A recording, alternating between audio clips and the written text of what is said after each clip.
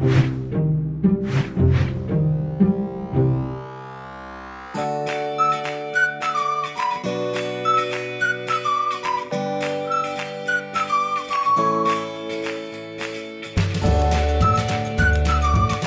il y a 4 facteurs clés de succès à la réussite d'un projet DMP. Le premier, c'est de bien définir ses cas d'usage.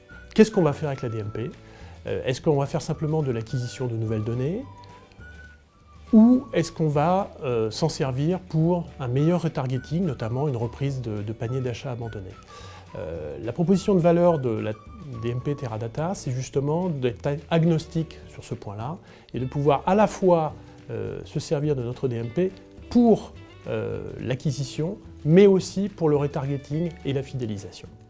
Deuxième élément, très important, l'accompagnement. On doit se faire accompagner dans un projet DMP, bien sûr par le fournisseur de solutions, mais aussi par des sociétés de conseil ou des experts qui sont vraiment spécialistes du domaine et qui aident à la mise en place de ce type de solution.